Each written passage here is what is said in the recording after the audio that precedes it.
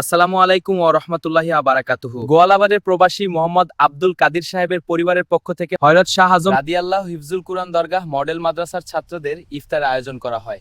আয় আল্লাহ, তোমার যে বান্দা আমাদের ইফতারের আয়োজন করিয়া দিলা, তোমার বান্দার আল্লাহ, তোমার বান্দারে তোমার দয়া দিয়ে সাহায্য করো। আয় আল্লাহ, আমার দুলাল বাবার হায়াত রে বাড়াইয়া দাও, প্রত্যেকটা বাচ্চা বাচ্চাদের হায়াত রে বাড়াইয়া দাও, ভাই সবার হায়াত রে বাড়াইয়া দাও।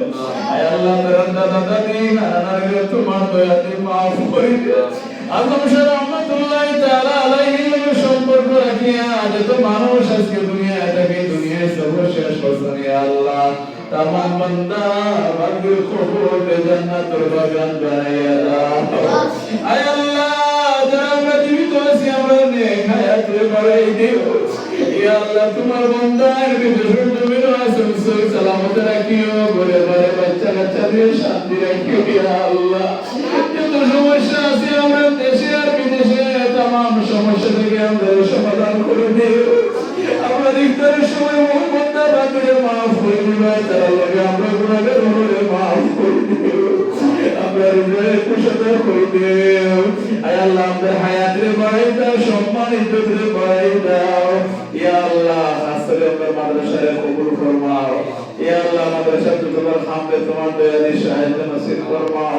এই মাদ্রাসার লোকের দ্বারা সম্পর্ক রাখি, আপসদের লোকের দ্বারা সম্পর্ক রাখি, অন্তত কবর আল্লাহ তাআলা কবরে জান্নাতুল বাগান বানাই দাও।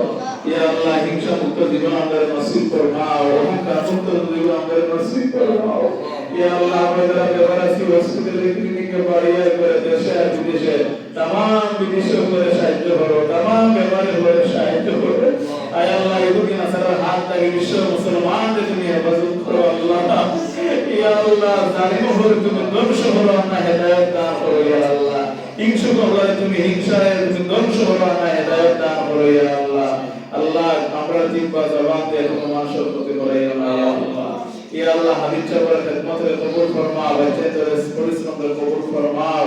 ইয়া আল্লাহ, আমরা দারুদ রাতে আমরা তারাবিরে ইয়া আল্লাহ আমরা তেলাওয়াতের কবুল করো, পরিবারে আমরা শান্তি করো। ইয়া আল্লাহ, দুনিয়া ও আখিরাতের কোন পরীক্ষার মধ্যে আমরা জলিল বানাইও না।